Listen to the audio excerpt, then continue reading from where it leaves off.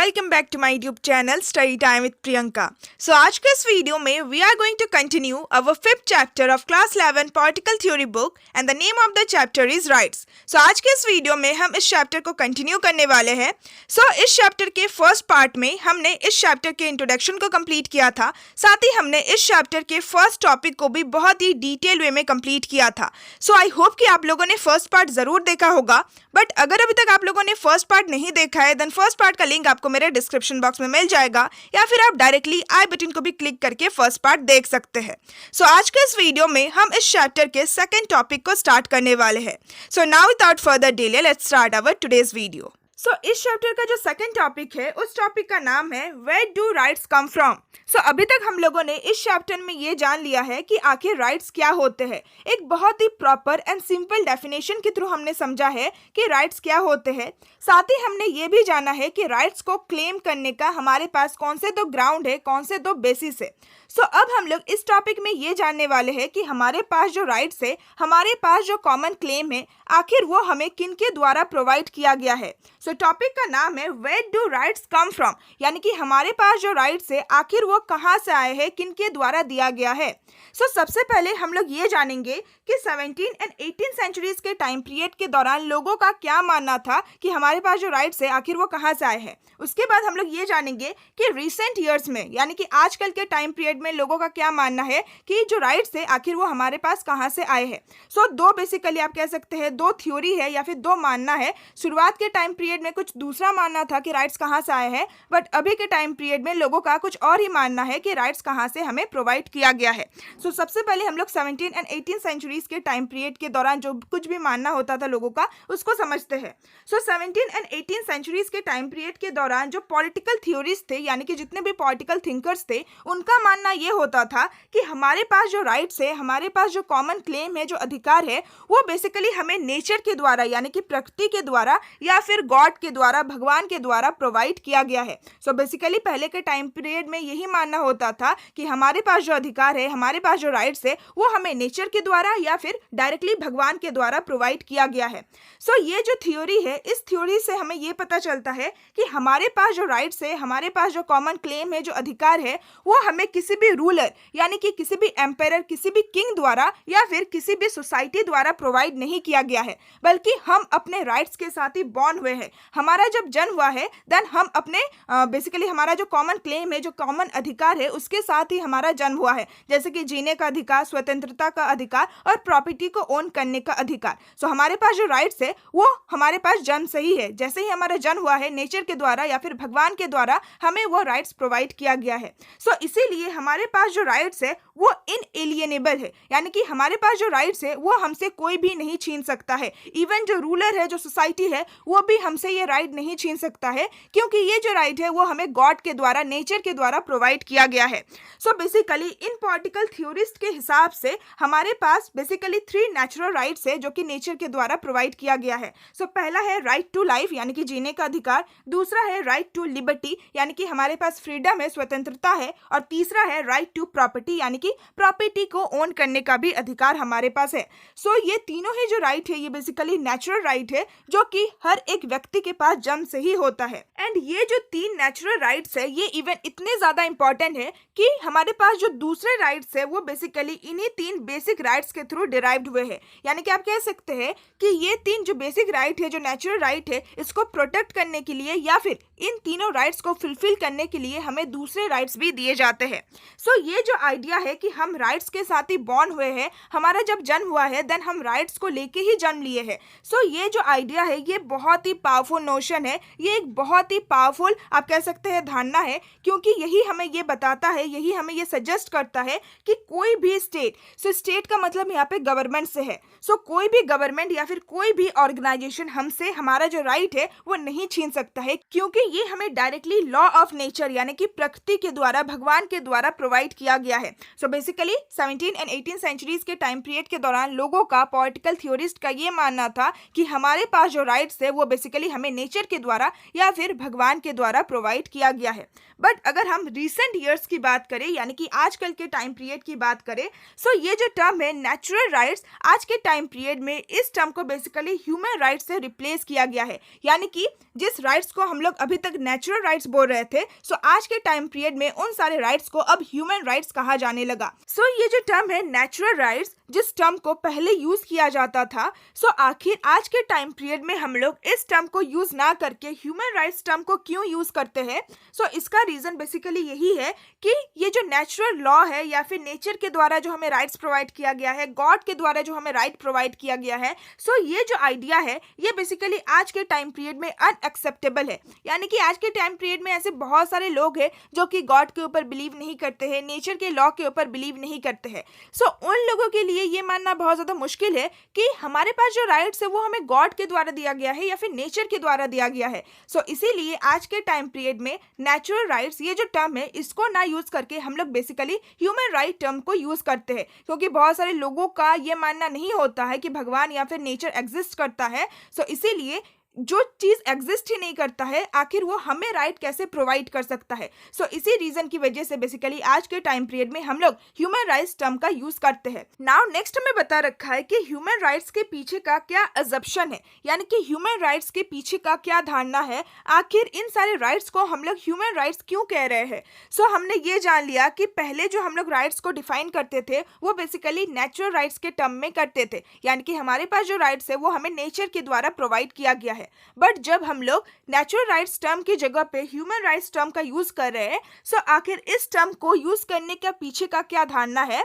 So all peoples are entitled to certain things simply because they are human beings. So इसके पीछे का यही assumption होता है, यही धारणा होता है कि हर एक व्यक्ति को कुछ सर्टेन राइट्स प्रोवाइड किया जाना चाहिए simply because they are human beings. क्यों? क्योंकि वो मानव है, वो ह्यूमन बीइंग्स है। सो हर एक व्यक्ति को कुछ इंपॉर्टेंट राइट्स दिया जाना चाहिए, कुछ बेसिक राइट दिया जाना चाहिए, क्योंकि उन्होंने एक ह्यूमन बीइंग्स के रूप में जन्म लिया है। सो यही बेसिकली इस राइट के पीछे का अजम्पशन है।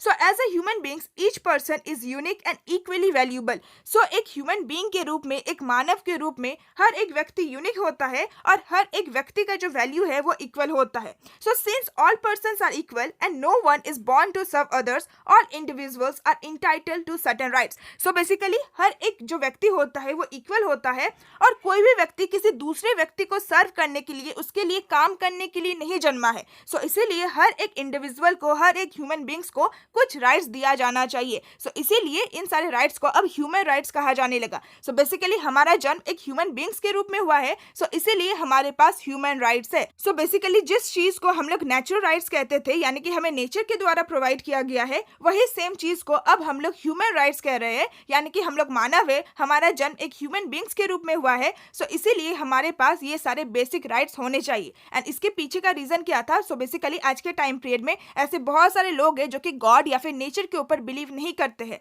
सो इसीलिए वो जो टर्म था नेचुरल राइट्स, उसको चेंज करके ह्यूमन राइट्स टर्म को इस्तेमाल किया जाता है। नाउ नेक्स्ट हमें बता रखा है कि ये जो कंसेप्शन है, यानी कि ये जो ह्यूमन राइट्स का आइडिया है, ये जो धारणा है कि हर एक व्यक्ति फ्री है और हर एक व्यक्ति इक्वल है, सो इसीलिए उन लोगों को मानव के रूप में कुछ बेसिक राइट्स प्रोवाइड किया जाना चाहिए। सो ये जो आइडिया है ये बेसिकली लोगों के द्वारा यूज किया जाता है to challenge existing inequalities based on race, caste, religion and gender. यानी कि हमारे सोसाइटी में अगर किसी के साथ भी इनइक्वालिटीज हो रहा है उसके रेस, कास्ट, रिलीजन या फिर जेंडर के बेसिस पे, सो उन सारे इनइक्वालिटीज को चैलेंज करने के लिए बेसिकली ह्यूमन राइट्स के आइडिया को इस्तेमाल किया जाता है।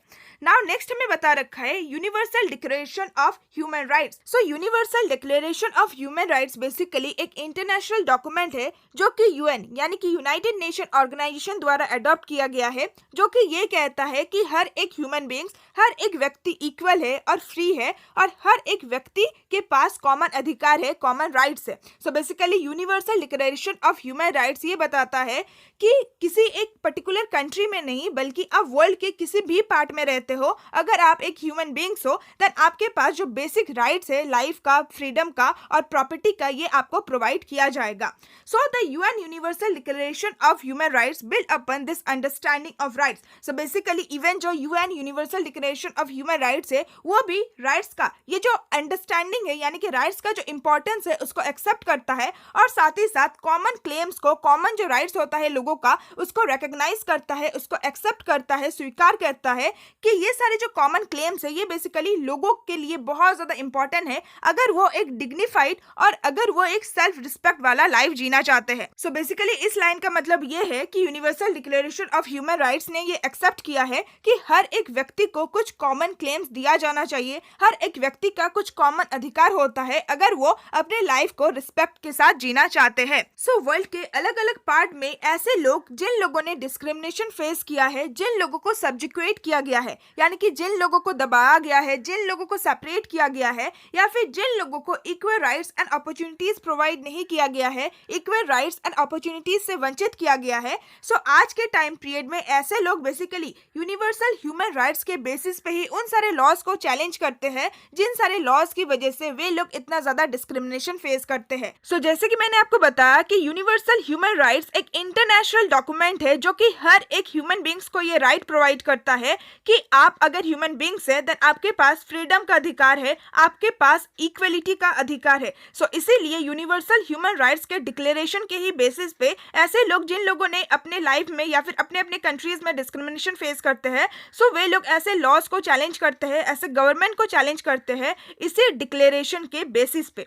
जैसे कि for example slavery. So slavery में क्या होता है, सो जैसे कि ह्यूमन राइट क्या है कि आप फ्री हो, आप जन्म से ही फ्री हो, आप किसी के गुलाम नहीं हो। बट स्लेवरी में गुलाम बनाया जाता है लोगों को खरीदा जाता है और उनसे अपना काम करवाया जाता है। सो स्लेवरी एक बहुत ही इनह्यूमन प्रैक्टिस है। सो बेसिकली आज के टाइम पीरियड में ये एबॉलिश हो चुका है, बट उस टाइम पीरियड में जब स्लेवरी को प्रैक्टिस किया जाता था, सो उस टाइम पीरियड में कहीं ना कहीं स्लेवरी लोगों का जो ह्यूमन राइट्स है उसको क्या करता था, उसको वायलेट करता था। सो स्लेवरी बेसिकली इसी ह्यूमन राइट्स के धारणा, इसी ह्यूमन राइट्स के आइडिया की वजह से एबोलाइज किया गया है कि आप किसी भी व्यक्ति से उसका जो राइट टू फ्रीडम है उसको नहीं छीन सकते हो। दूसरा है black white discrimination. So black people and white people के बीच में जो डिस्क्रिमिनेशन होता है, सो वो भी कहीं ना कहीं ह्यूमन का जो राइट है, जो कॉमन क्लेम है, जो अधिकार है, उसको वायलेट कर रहा है। So universal human right declaration या फिर ह्यूमन राइट्स का जो आइडिया है उसी के बेसिस पे ब्लैक व्हाइट के बीच में जो डिस्क्रिमिनेशन हो रहा था उसको भी आज के टाइम पीरियड में एबोलाइज किया गया है। सो आई होप कि आपको ये समझ में आ गया होगा। सो बेसिकली यूनाइटेड नेशन ने universal Declaration of Human rights के थ्रू लोगों का जो कॉमन क्लेम है, जो कॉमन अधिकार है, उसको रिकॉग्नाइज किया है, उसको एक्सेप्ट किया है। सो अगर कोई भी लोग डिस्क्रिमिनेशन फेस करते हैं, अगर कोई भी लोगों से उसका जो ह्यूमन राइट है वो छीना जाता है, then basically Universal Declaration of human Right के बेसिस पे ही वो उन सारे लॉज को चैलेंज भी कर सकता है। ना नेक्स्ट हमें बता रखा है about the expansion of human right. So हमारे पास जो ह्यूमन राइट्स है, हमारे पास जो अधिकार है, ऐसा नहीं है कि वो फिक्स्ड है, नहीं, बल्कि वो टाइम के साथ साथ और ज्यादा एक्सपेंड भी होता है और ज्यादा इंक्रीज भी होता है।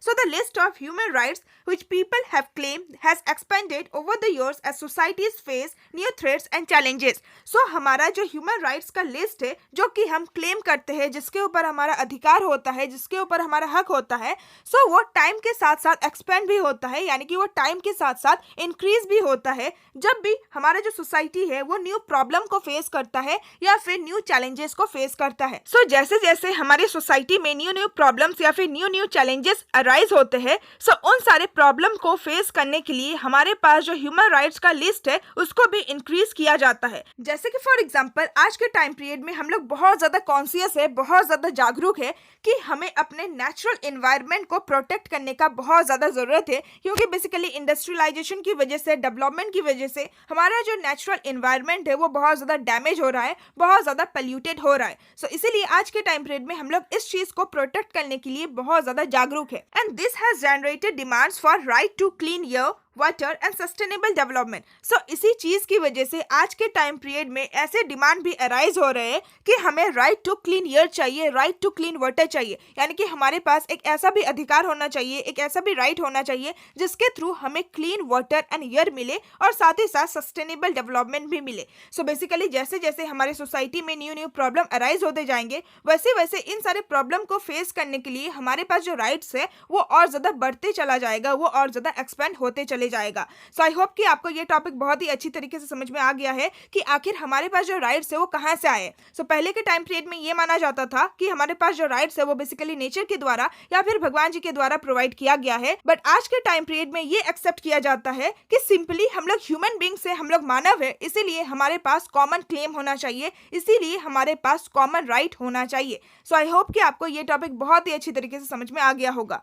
सो now let's move to our next topic. So next topic का नाम है legal rights and the state. So legal rights किन राइट्स को कहा जाता है? सो बेसिकली ऐसे राइट्स, ऐसे क्लेम जो कि लॉ के द्वारा एक्सेप्ट किया जाता है, लॉ के द्वारा प्रोटेक्ट किया जाता है, कानून के द्वारा प्रोटेक्ट किया जाता है। सो उन्हीं सारे राइट्स को लीगल राइट्स कहा जाता है। एंड स्टेट, सो जब भी आप लोग पॉलिटिकल साइंस में स्टेट टर्म को देखते हैं, देन स्टेट टर्म का मतलब आप लोग कंट्रीज में जो स्टेट होते हैं छोटे छोटे, उससे मत समझ लीजिएगा। स्टेट का मतलब होता है गवर्नमेंट या फिर कंट्री। सो बेसिकली इस टॉपिक में हम लोग ये जानेंगे कि जो लीगल राइट्स है एंड जो स्टेट है उनके बीच में क्या रिलेशन होता है, यानी कि जो लीगल राइट्स है एंड जो गवर्नमेंट है उन दोनों के बीच में क्या रिलेशन है, क्या संबंध है। So while claims for human rights appeal to our moral self, the degree of success of such appeals depends on a number of factors, most important of which the support of government and the law. So ये line एक बहुत ही important line है and इस line को समझना बहुत ज़्यादा ज़रूरी है। सो बेसिकली हम लोग जिन सारे ह्यूमन राइट्स को क्लेम करते हैं वो सिर्फ और सिर्फ हमारे मॉरल सेल्फ को, यानी कि हमारे मॉरल बिहेवियर को ही अपील करता है। बट अगर हमें इन सारे अपील्स को, यानी कि ह्यूमन राइट्स का ये जो क्लेम है, ये जो अधिकार है, अगर हमें इसको लीगल बनाना है, सो ये सारे अपील जो सक्सेस है वो बहुत सारे फैक्टर के ऊपर डिपेंड करता है। बट सबसे जो इंपॉर्टेंट फैक्टर होता है वो ये होता है कि अगर इन सारे राइट्स को गवर्नमेंट के द्वारा या फिर लॉ के द्वारा सपोर्ट मिलता है, लॉ के द्वारा रिकॉग्नाइज किया जाता है, मान्यता दिया जाता है, देन ये सारी जो राइट्स है, ये सारी जो क्लेम है, इसका जो इंपॉर्टेंस है वो बहुत ज्यादा बढ़ जाता है। So this is why so much importance is placed on the legal recognization of right. So इसीलिए इतना ज्यादा इंपॉर्टेंस दिया जाता है उन सारे राइट्स को जिन सारे राइट्स को लीगल रिकॉग्नाइजेशन मिला है, यानी कि लीगली, यानी कि कानून के द्वारा जिन सारे राइट्स को अडॉप्ट किया गया है, जिन सारे राइट्स को सपोर्ट किया गया है या फिर मान्यता दिया गया है। सो उन सारे राइट्स का जो इंपॉर्टेंस होता है वो बहुत ज्यादा होता है। सो इस लाइन को अगर मैं और ज्यादा सिंपली आपको समझाऊं, सो बेसिकली हम लोग जिन सारे राइट्स को क्लेम करते हैं, अब ऐसा तो नहीं है कि मैंने बोल दिया कि मुझे जीने का अधिकार है, ये मेरा बेसिक राइट है। सो मैं जब कह रही हूँ कि मुझे जीने का अधिकार है, बट अगर सोसाइटी में सभी लोग मेरे राइट को एक्सेप्ट नहीं करेगा तो मेरा जो राइट है वो सिर्फ और सिर्फ एक मॉरल बिहेवियर के रूप में ही रह जाएगा। बट किसी भी क्लेम को, किसी भी ह्यूमन राइट को अगर आपको सोसाइटी में प्रैक्टिस करवाना है, अगर आप चाहते हैं कि मेरा जो राइट है वो हर एक व्यक्ति एक्सेप्ट करे, देन उसके लिए मेरा जो राइट है वो प्रोटेक्ट किया जाना बहुत ज्यादा जरूरी है। सो एक गवर्नमेंट ही होता है, एक लॉ ही होता है, कानून ही होता है जो कि इन सारे ह्यूमन राइट्स को प्रोटेक्ट कर सकता है, इन सारे ह्यूमन राइट्स को सपोर्ट कर सकता है। सो इसीलिए इन सारे ह्यूमन राइट्स को अगर गवर्नमेंट का या फिर स्टेट का, लॉ का सपोर्ट मिलता है, लॉ में रिकॉग्नाइज किया जाता है, देन इन सारे राइट का जो इंपॉर्टेंस है वो बहुत ज्यादा बढ़ जाता है। सो राइट टू लाइफ, जैसे कि मैंने आपको अभी एग्जांपल दिया। सो अगर मैं कहती हूँ कि मुझे जीने का अधिकार है, बट सोसाइटी में कोई और नहीं मानता है, मान लीजिए कि किसी ने मुझे मार दिया, सो मेरा जो राइट टू लाइफ है वो प्रोटेक्ट किया नहीं गया है। बट जब गवर्नमेंट इसको प्रोटेक्ट करेगा, देन गवर्नमेंट इस बात का ध्यान रखेगा कि कोई भी जो व्यक्ति है वो मेरा ये जो राइट टू लाइफ है उसको नहीं छीन सकता है, और अगर वो छीनता है देन उसको पनिश किया जाएगा। सो इसीलिए ऐसे राइट जो कि गवर्नमेंट द्वारा या फिर लॉ के द्वारा प्रोटेक्ट किया गया है, देन उन सारे राइट्स का जो वैल्यू है वो बहुत ज्यादा बढ़ जाता है। वैसे में तो हम लोग कुछ भी कह सकते हैं कि ये राइट है, वो राइट है, बट जब तक वो सारे राइट प्रोटेक्ट नहीं किया गया है, देन उन सारे राइट का कोई भी वैल्यू नहीं होता है। सो बेसिकली इस लाइन में हमें यही बताया गया है कि अगर जो राइट्स है, अगर वो गवर्नमेंट के द्वारा, लॉ के द्वारा प्रोटेक्टेड है, देन उन सारे राइट्स का जो इंपॉर्टेंस है वो बहुत ज्यादा बढ़ जाता है। सो बेसिकली आज के टाइम पीरियड में आपको हर एक कंट्रीज के कॉन्स्टिट्यूशन में ये दिख जाएगा कि बेसिकली जो बिल ऑफ राइट्स होता है, यानी कि जो ह्यूमन राइट्स होता है, उसको इंश्राइन किया जाता है, यानी कि उसको इंक्लूड किया जाता है, उसको प्रोटेक्ट किया जाता है हर एक कंट्री के कॉन्स्टिट्यूशन के द्वारा। सो जैसे कि कॉन्स्टिट्यूशन हर एक कंट्री का सबसे हाईएस्ट लॉ होता है, सबसे बड़ा कानून होता है।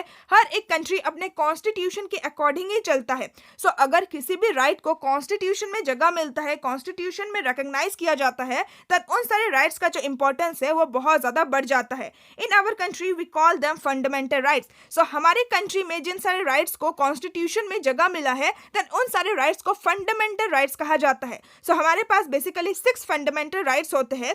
सो ये सारे जो जो 6 फंडामेंटल राइट्स है ये डायरेक्टली हमारे कॉन्स्टिट्यूशन के द्वारा प्रोटेक्ट किया गया है, हमारे गवर्नमेंट के द्वारा प्रोटेक्ट किया गया है। सो हमारे पास जो 6 फंडामेंटल राइट है जो कि कॉन्स्टिट्यूशन द्वारा गारंटी दिया जाता है, सो अगर इन 6 फंडामेंटल राइट में से अगर मेरा कोई भी फंडामेंटल राइट वायलेट होता है, देन मेरे पास और एक राइट है कि मैं डायरेक्टली सुप्रीम कोर्ट या फिर हाई कोर्ट में जा सकती हूँ और रीट अपील कर सकती हूँ कि मेरा ये फंडामेंटल राइट वायलेट हुआ है और मुझे न्याय चाहिए। सो इसीलिए ऐसा राइट जो कि कॉन्स्टिट्यूशन द्वारा गारंटी दिया जाता है ये बहुत ज्यादा इंपॉर्टेंट होता है। So other laws and policies are suppose to respect the rights guaranteed in the constitution. And देश में जितने भी दूसरे लॉज या फिर दूसरे पॉलिसीज बनाया जाता है, कुछ भी कानून बनाया जाता है, तब हर एक लॉ एंड हर एक जो पॉलिसी है वो बेसिकली इन सारे फंडामेंटल राइट को रिस्पेक्ट करता है जो कि हमारे कॉन्स्टिट्यूशन में दिया गया है। यानी कि कंट्री में ऐसा कोई भी लॉ, ऐसा कोई भी कानून या फिर पॉलिसी नहीं बन सकता है जो कि हमसे हमारे फंडामेंटल राइट को छीनता है। सो इसीलिए हर एक लॉ, हर एक पॉलिसी फंडामेंटल राइट को देख के ही बनाया जाता है, इसी के अनुसार बनाया जाता है कि कोई भी लॉ किसी भी व्यक्ति के फंडामेंटल राइट को वायलेट नहीं करता है। सो आई होप कि आपको समझ में आ गया होगा कि इस लाइन का क्या मतलब है। सो कोई भी राइट जो कि कॉन्स्टिट्यूशन द्वारा या फिर लॉ के द्वारा, गवर्नमेंट के द्वारा प्रोटेक्ट किया जाता है, देन उन सारे राइट्स का जो इंपॉर्टेंस है वो बहुत ज्यादा बढ़ जाता है एंड उन्हीं सारे राइट्स को लीगल राइट्स भी कहा जाता है। ना नेक्स्ट हमें बता रखा है कि किसी भी राइट का लीगल या फिर कॉन्स्टिट्यूशनल रिकॉग्नाइजेशन इतना ज्यादा इंपॉर्टेंट हो जाता है कि इवन कुछ थ्योरिस्ट, कुछ पॉलिटिकल थिंकर्स राइट को ऐसे भी डिफाइन कर देते हैं कि राइट्स क्या होते हैं। राइट्स बेसिकली ऐसे क्लेम होते हैं जो कि स्टेट के द्वारा रिकॉग्नाइज किया गया है, यानी कि जो कि गवर्नमेंट के द्वारा स्वीकार किया गया है, एक्सेप्ट किया गया है और जिनको मान्यता दिया गया है। बट ये जो आइडिया है ये कहीं ना कहीं गलत है। इसको हम लोग एक्सेप्ट नहीं कर सकते हैं कि सिर्फ और सिर्फ लीगल और कॉन्स्टिट्यूशनल रिकॉग्नाइजेशन के बेसिस पे ही हम किसी भी क्लेम को राइट कह सकते हैं। सो जब भी किसी भी राइट को लीगल इंडोर्समेंट मिलता है, यानी कि लीगल सपोर्ट मिलता है, देन इससे उस राइट का जो इंपॉर्टेंस है, उस राइट का जो वैल्यू है वो बढ़ जाता है एंड उस राइट को सोसाइटी में एक स्पेशल स्टेटस मिल जाता है। But it is not the basis on which rights are claim. But ये बेसिस नहीं बनता है, ग्राउंड नहीं बनता है जिस बेसिस पे आप लोग राइट्स को क्लेम कर सकते हो। सो जैसे कि हमने इस चैप्टर के फर्स्ट टॉपिक में ही डिस्कस कर लिया था कि राइट्स को क्लेम करने का कौन सा दो इंपॉर्टेंट ग्राउंड होता है, कौन सा दो इंपॉर्टेंट बेसिस होता है। पहला होता है necessary for leading a life of respect and dignity. So rights basically ऐसे क्लेम्स को कहा जाता है जो कि व्यक्ति को हेल्प करता है, जो कि व्यक्ति के लिए नेसेसरी होता है एक डिग्निफाइड एंड रिस्पेक्टफुल लाइफ जीने के लिए। एंड दूसरा होता है कि ऐसे क्लेम्स जो कि लोगों के वेलबींग्स के लिए बहुत ज्यादा नेसेसरी होते हैं। सो ऐसे ही क्लेम्स को हम लोग राइट कंसीडर कर सकते हैं। सो ऐसा नहीं है कि कुछ भी क्लेम जो कि लॉ के द्वारा प्रोटेक्ट किया गया है, कॉन्स्टिट्यूशन के द्वारा प्रोटेक्ट किया गया है या फिर कॉन्स्टिट्यूशन में जगह मिला है, देन उन सारे क्लेम्स को हम लोग राइट कह सकते हैं। नहीं, बल्कि ऐसे क्लेम जो कि नेसेसरी होता है हमारे लिए एक डिग्निफाइड लाइफ जीने के लिए और हमारे वेलबींग्स के लिए होता है, सिर्फ और सिर्फ ऐसे ही क्लेम्स को हम लोग राइट कंसीडर कर सकते हैं। ना नेक्स्ट हमें बता रखा है about the relation between the rights and state. So rights का एंड स्टेट का यानी कि गवर्नमेंट का क्या रिलेशन होता है। सो पहला रिलेशन है rights place an obligation upon the state to act in certain kinds of ways. So basically हमारा जो राइट्स होता है, हमारे पास जो कॉमन अधिकार है, वो कहीं ना कहीं हमारे कंट्री के स्टेट को यानी कि हमारे कंट्री के गवर्नमेंट को एक ड्यूटी, एक रिस्पॉन्सिबिलिटी देता है कि आपको किस तरीके से काम करना है, किस तरीके से एक्ट करना है। So each right indicates what the state must do as well as what it must not do. So हर एक राइट कहीं ना कहीं हमारे गवर्नमेंट को ये इंडिकेट करता है कि आपको किस तरीके से काम करना चाहिए और किस तरीके से काम नहीं करना चाहिए। So through this rights people make demands upon the state. So हमारे पास जो लीगल राइट्स है, हमारे पास जो फंडामेंटल राइट्स है जो कि हमारे कॉन्स्टिट्यूशन द्वारा प्रोवाइड किया गया है, सो उन सारे राइट्स के बेसिस पे लोग इवन गवर्नमेंट से डिमांड भी कर सकते हैं कि आपको क्या करना चाहिए और क्या नहीं करना चाहिए। सो इस चीज को अब हम लोग एग्जाम्पल के थ्रू समझते हैं, देन आपको ये चीज बहुत ही अच्छी तरीके से समझ में आ जाएगा। सो पहला एग्जाम्पल है राइट टू एजुकेशन यानी कि शिक्षा का अधिकार। सो जब मुझे शिक्षा का अधिकार मिला है, जब मुझे एजुकेशन का राइट मिला है जो कि इवन एक फंडामेंटल राइट है, कॉन्स्टिट्यूशन द्वारा प्रोटेक्ट किया गया है। सो जब मैं अपना राइट टू एजुकेशन का ये जो अधिकार है जो मुझे मिला है गवर्नमेंट के द्वारा, सो जब मैं इस अधिकार को मांगती हूँ गवर्नमेंट से, देन उस टाइम पीरियड में मैं स्टेट से ये डिमांड कर सकती हूँ कि आप मेरे बेसिक एजुकेशन के लिए कुछ ऐसे प्रोविजन बनाओ जिसके थ्रू मुझे जो ये राइट मिला है वो मुझसे छीना ना जाए। So it is the primary responsibility of the state. So वो गवर्नमेंट का ही रिस्पॉन्सिबिलिटी होता है, ड्यूटी होता है कि जो सारे राइट्स हमारे कॉन्स्टिट्यूशन में दिया गया है उन सारे सारे राइट्स को लोगों को प्रोवाइड किया जाए. So it is the state that must initiate necessary steps to ensure that my right to education is fulfilled. So basically वो गवर्नमेंट ही होता है जो कि कुछ इंपॉर्टेंट स्टेप लेता है, जो कि कुछ इंपॉर्टेंट स्टेप को इनिशिएट करता है, जिसके थ्रू बेसिकली लोगों के पास जो अधिकार है, बच्चों के पास जो राइट टू एजुकेशन का अधिकार है, उसको फुलफिल किया जाए. सो हमारी सोसाइटी में, हमारे कंट्री में ऐसे बहुत सारे चिल्ड्रन है, ऐसे बहुत सारे बच्चे हैं जिनके पेरेंट्स अपने बच्चों के बेसिक एजुकेशन को भी अफोर्ड नहीं कर सकते हैं. देन ऐसे सिचुएशन में जो स्टेट होता है, जो गवर्नमेंट होता है, ये उनका ड्यूटी होता है, ये उनका रिस्पॉन्सिबिलिटी होता है कि बच्चों से उनका जो राइट टू एजुकेशन है वो छीना ना जाए, जो कि इवन कॉन्स्टिट्यूशन के द्वारा गारंटी दिया गया है. सो इसीलिए जो गवर्नमेंट होता है वो गवर्नमेंट स्कूल्स बनाता है एंड इवन बच्चों को यूनिफॉर्म प्रोवाइड करता है, बच्चों को किताबें भी प्रोवाइड किया जाता है, ताकि उनसे उनका जो बेसिक जो राइट है, जो बेसिक एजुकेशन का जो राइट है, जो उन्हें मिला है कॉन्स्टिट्यूशन के द्वारा, वो उनसे छीना ना जाए. नेक्स्ट अगर हम एग्जांपल देखें, सो नेक्स्ट एग्जांपल है राइट टू लाइफ, यानी कि जीने का अधिकार. सो मेरा जो राइट टू लाइफ है वो कहीं ना कहीं स्टेट को, यानी कि गवर्नमेंट को ये ड्यूटी भी प्रोवाइड करता है, ये रिस्पॉन्सिबिलिटी भी देता है कि गवर्नमेंट कुछ ऐसे लॉज को बनाए, कुछ ऐसे कानून को बनाए जो कि मेरा राइट टू लाइफ को प्रोटेक्ट करता है, जो कि मुझे प्रोटेक्ट करता है फ्रॉम इंजरी बाय अदर्स, यानी कि कोई भी दूसरा व्यक्ति मुझे हार्म नहीं पहुंचा सकता है. सो इसीलिए गवर्नमेंट के पास ये ड्यूटी भी होता है कि वो कुछ ऐसे लॉज और ऐसे कानून को बनाए जो कि व्यक्ति के राइट टू लाइफ को प्रोटेक्ट करता हो. साथ ही मेरा जो राइट टू लाइफ है वो गवर्नमेंट को, स्टेट को ये भी ड्यूटी देता है कि वो ऐसे लोगों को पनिश करे जो कि मुझे हर्ट करता है या फिर हार्म करता है, यानी कि ऐसे लोग जो कि मेरे राइट टू लाइफ को वायलेट करता है. देन गवर्नमेंट का और एक ड्यूटी बनता है कि ऐसे लोगों को पनिश किया जाए. साथ ही अगर किसी भी सोसाइटी को ये लगता है कि राइट टू लाइफ का मतलब होता है right to a good quality of life, यानी कि हमें एक अच्छा क्वालिटी का लाइफ भी जीना प्रोवाइड किया जाना चाहिए. सो ऐसे में हम स्टेट से, गवर्नमेंट से ये भी डिमांड कर सकते हैं, ये भी एक्सपेक्ट कर सकते हैं कि गवर्नमेंट को कुछ ऐसे पॉलिसीज भी बनानी चाहिए जिसकी वजह से हमें क्लियर एनवायरनमेंट मिले, क्लीन एनवायरनमेंट मिले, और साथ ही साथ कुछ ऐसे नेसेसरी कंडीशन मिले जिसकी वजह से हम अपना हेल्दी लाइफ जी सके. सो आई होप कि इन दोनों एग्जांपल से आप लोगों को पता चल गया होगा कि हमारा जो राइट है वो कहीं ना कहीं गवर्नमेंट को बताता है कि आपको किस तरीके से एक्ट करना चाहिए, आपको क्या कुछ करना चाहिए. जैसे कि मेरा जो राइट टू एजुकेशन है वो गवर्नमेंट को बताता है कि आपको कुछ गवर्नमेंट स्कूल्स को बनाना चाहिए जिससे जो बेसिक जो बच्चों का जो राइट है वो वायलेट ना हो. साथ ही मेरा जो राइट टू लाइफ है वो भी गवर्नमेंट को ये ड्यूटी देता है, रिस्पॉन्सिबिलिटी देता है कि आपको कुछ ऐसे लॉज बनाने चाहिए जिसकी वजह से कोई भी व्यक्ति मेरा जो राइट टू लाइफ है उसको वायलेट ना करे. जो सेकंड रिलेशन है between rights and the government वो ये है that rights not only indicate what the state must do, they also suggest what the state must refrain from doing. यानी कि राइट सिर्फ ये नहीं बताता है कि स्टेट को, गवर्नमेंट को क्या करना चाहिए, बल्कि साथ ही साथ किसी भी इंडिविजुअल का राइट्स गवर्नमेंट को, स्टेट को ये भी बताता है कि आपको क्या नहीं करना चाहिए. सो इस चीज को भी हम लोग एक एग्जाम्पल के थ्रू समझते हैं. जैसे कि for example right to liberty, यानी कि फ्रीडम का अधिकार, स्वतंत्रता का अधिकार. सो किसी भी पर्सन का जो राइट टू लिबर्टी होता है वो ये सजेस्ट करता है कि गवर्नमेंट या फिर स्टेट सिंपली उसको बिना किसी रीजन के अरेस्ट नहीं कर सकता है, अपनी मर्जी से अरेस्ट नहीं कर सकता है. सो अगर गवर्नमेंट या फिर पुलिस किसी भी व्यक्ति को अरेस्ट करता है एंड उसको जेल के पीछे अगर भेजता है, देन उसे उसके एक्शन को डिफेंड करना बहुत ज्यादा जरूरी है, यानी कि उस व्यक्ति ने क्या जुर्म किया है, क्या उन्होंने गलत काम किया है. सो उस चीज को गवर्नमेंट को डिफेंड करना बहुत ज्यादा जरूरी होता है, और साथ ही साथ उसको ये रीजन भी देना पड़ेगा, पुलिस को ये रीजन भी देना पड़ेगा कि आखिर उसने किसी भी व्यक्ति के लिबर्टी को, यानी कि फ्रीडम का जो अधिकार है उसको क्यों कर्टेल किया है, उसको क्यों रेस्ट्रिक्ट किया है बिफोर द जुडिशियल कोर्ट के सामने.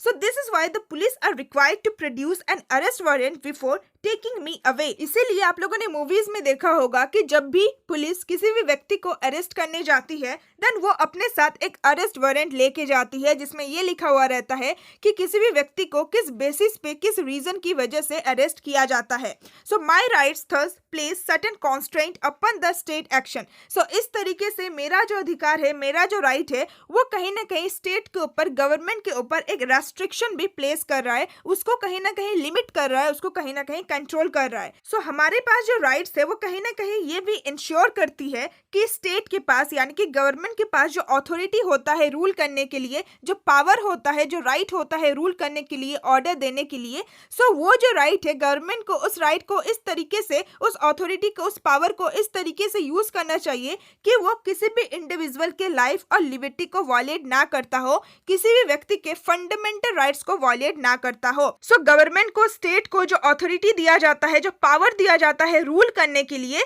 सो ये जो अथॉरिटी उनको दिया जाता है वो इसलिए दिया जाता है ताकि लोगों के पास जो राइट्स है उसको प्रोटेक्ट किया जाए, ना कि लोगों के पास जो राइट्स है उसको वायलेट किया जाए। सो इससे हमें ये पता चलता है कि जो राइट होता है, हमारे पास जो कॉमन क्लेम है, जो अधिकार है, वो ना सिर्फ स्टेट को ये बताता है कि आपको क्या करना चाहिए, आपको किस तरीके से लॉज एंड पॉलिसीज को बनाना चाहिए, साथ ही वो स्टेट को ये भी बताता है कि आपको क्या नहीं करना चाहिए। हमारा जो राइट्स है वो कहीं ना कहीं स्टेट के ऊपर, गवर्नमेंट के ऊपर कुछ लिमिट्स भी लगाता है, उसको कहीं हद तक कंट्रोल भी करता है। सो विद दिस आपका ये टॉपिक भी कंप्लीट होता है। सो आई होप कि आपको ये टॉपिक भी बहुत ही अच्छी तरीके से समझ में आ गया होगा। सो बाकी के 2 टॉपिक्स हम अपने नेक्स्ट वीडियो में डिस्कस करेंगे। सो अगर आपको नेक्स्ट पार्ट चाहिए देन प्लीज कमेंट में डाउन। सो विद दिस आज का ये वीडियो एंड करते हैं। आई होप कि आपको ये वीडियो बहुत ज्यादा अच्छा लगा होगा। सो अगर आपको वीडियो अच्छा लगा then please like my video and share my video with your friends and classmate, and please comment में डाउन कि आपको मेरा एक्सप्लेनेशन कैसा लगा, and please subscribe to my channel अगर आप ऐसे ही और भी वीडियोस देखना चाहते हैं, and please click on the bell icon